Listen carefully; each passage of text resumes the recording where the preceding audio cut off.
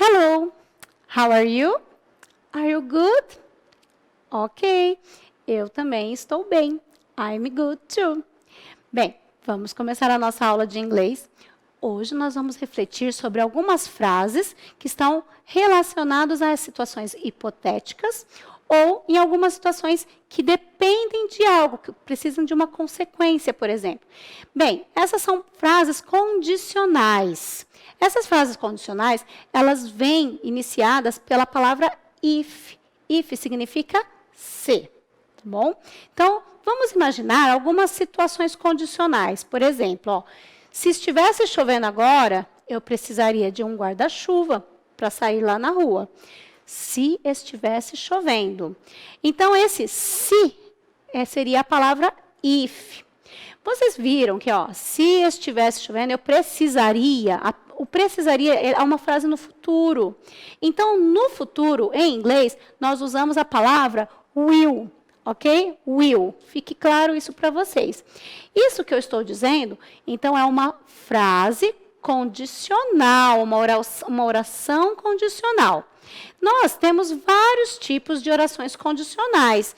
E elas, no inglês, são classificadas como zero condicional, primeira condicional, segunda condicional, terceira condicional. Mas a gente, na nossa aula, vamos focar apenas na primeira condicional e na segunda condicional, tá bom? Então, vamos prestar atenção nesses dois tipos de orações condicionais.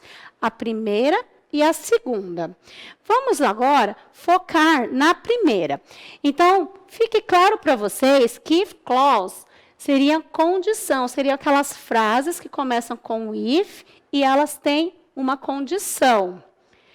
Outra coisa importante para a gente aprender é a main clause, que seria uma consequência. Então, ó, eu disse que se estivesse chovendo, isso é uma condição. Se estivesse chovendo. Eu precisaria de um guarda-chuva. Então, isso seria a consequência. Vamos ficar, então, com essa ideia, ó, de causa e consequência, tá? Então, na primeira condicional, first conditional, nós temos algumas estruturas que nós precisamos estar atentos. No caso da primeira condicional, o que eu preciso para formular uma oração? If, a palavrinha if, mais o simple future, que seria o futuro simples, que é composto pela palavra will, tá? Esse termo é importantíssimo para a gente construir uma frase no futuro. E nós vamos precisar do infinitivo. O que é esse infinitivo? É a palavra que é um verbo que não foi conjugado ainda, ela está na sua estrutura original, tá bom? Então, por exemplo, o verbo andar, no inglês, é walk. Eu quero passar a palavra walk para o futuro. Will walk. Eu quero dizer, eu andarei. I will walk. Ok? Eu quero dizer que eu vou cantar. Para dizer a palavra cantar, em inglês, é sing. Eu vou passar ela para o futuro. Will sing. Eu quero dizer que eu vou cantar. I will sing. Todo mundo entendeu, né? Ficou claro isso? Então, para passar a palavra para o futuro, eu preciso do will. E o verbo, ele vai ficar no infinitivo.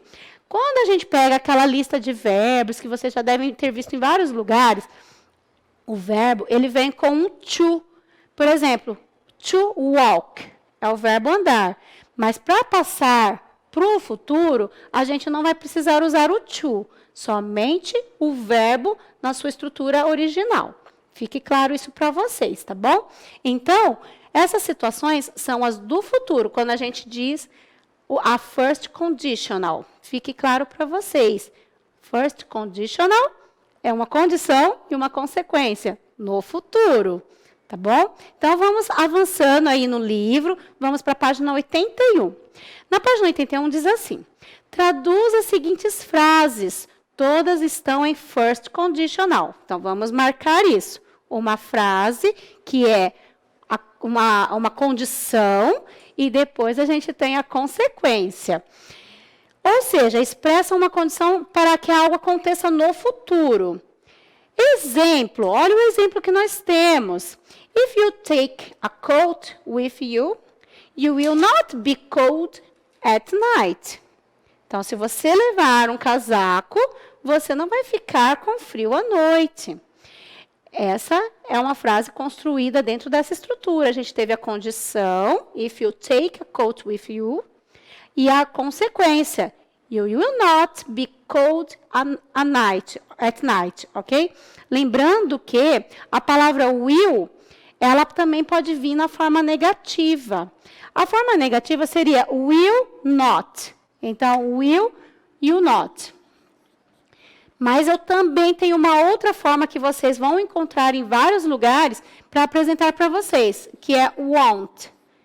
Won't é a mesma coisa que will not. Isso é a forma negativa, tá bom? Então, vamos lá. Você tem algumas frases que você precisa completá-las, tá?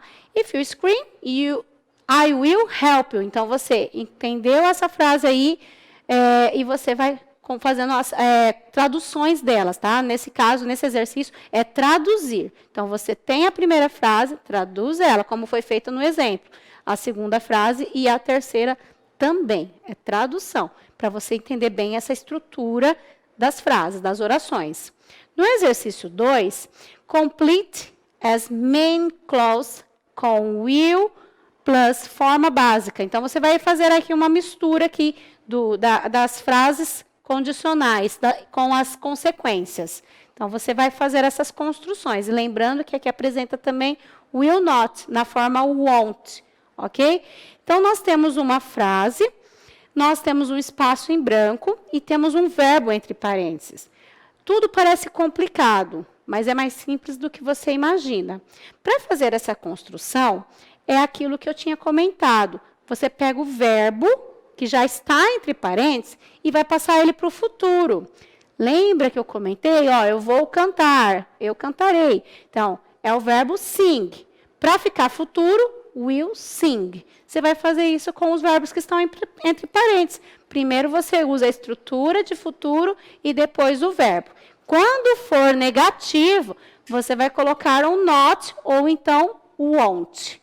É isso que você tem que fazer. Vamos entrar agora na segunda condicional, tá bom? No segundo exemplo de orações condicionais agora, tá bom? A estrutura, ela vai ser a seguinte. If plus simple past plus, aí você tem alguns exemplos aqui de modal verbs, tá? De verbos modais, mais o infinitivo. Como que seria? Seriam situações hipotéticas, tá? Por exemplo, se eu ganhasse na loteria, eu viajaria o mundo todo. Então, tá vendo? São situações hipotéticas. Você tem uma condição, que a condição é ganhar na loteria, e uma situação hipotética, uma condição, que aí viajaria o mundo todo. Vocês perceberam que no português a gente usaria um verbo com essa terminação, ia, né? Viajaria, compraria, tá bom? Então, seria essas terminações. No inglês, a gente vai usar um desses aqui, um desses modal verbs, para poder completar as orações. Bom, para fazer isso, né? E lembrando que o infinitivo, ele vai vir na sua forma base de verbo, na sua forma original, sem o to. Então, por exemplo, você tem o verbo to love, que é o verbo amar. Você tira o to e fica só o love e você coloca ele. Bom, nós temos aqui, ó, uma sugestão, né, um pedido, uma solicitação, uma proposta que você traduza as frases que estão aqui. Você vai ler as frases e vai traduzir. Essa é a proposta dessa atividade. Vamos para o exercício 4. Tá? Essa ideia é para que você assimile bem a estrutura desse tipo de oração. No exercício 4, you write the verbs in the simple past. Como aqui a gente está trabalhando com o simple past, eu gostaria de lembrar com vocês que existem os verbos regulares e os verbos irregulares. Os verbos regulares, eles têm aquela terminação que a gente já conhece, que é ed, tá bom? Id. Essa terminação, esse sufixo, vem no final de um verbo, tá bom? Por exemplo, o verbo trabalhar, worked. O verbo amar, loved. Então, essas são as terminações de verbos regulares.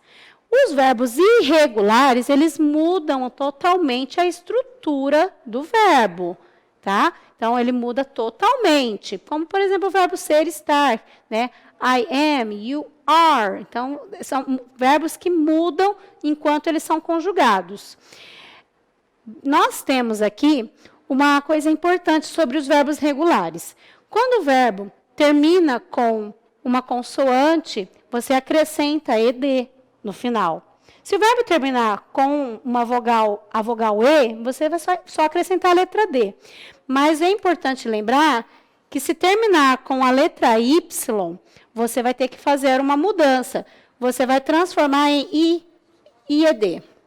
Tá bom? IED. Por exemplo, o verbo estudar. O verbo estudar, stud, você vai tirar a letra Y e colocar IED.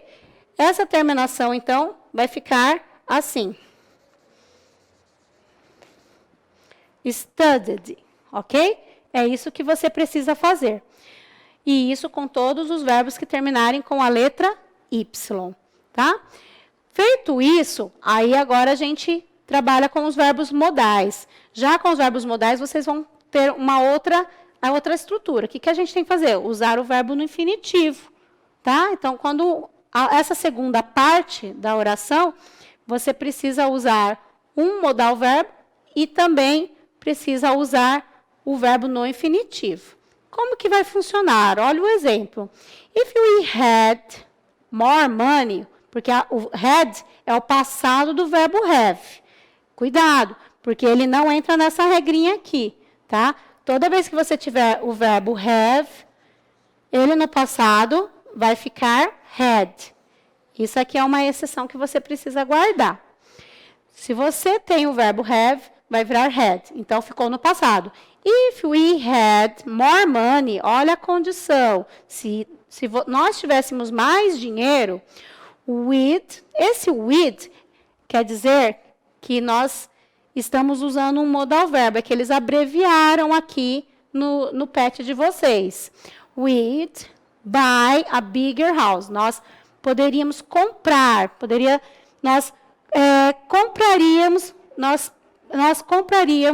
we would buy a bigger house. Então, ele usou um dos modal verbs, para poder preencher aqui. É que está abreviado, tá? Não se assustem com isso.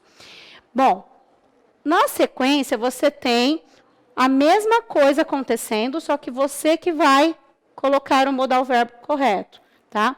Então, você vai observar os verbos que estão entre parênteses, vocês vão colocar eles, mas antes deles, você precisa colocar um desses modal verbs. Essa aula de modal verbo seria muito interessante vocês assistirem várias orientações, porque é uma aula muito longa, que exige bastante atenção, que exige também um pouquinho mais de compreensão.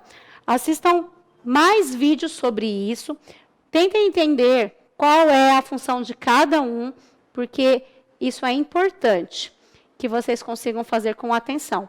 Dedique-se, esforce, tá bom? Se esforce um pouquinho e façam essas atividades.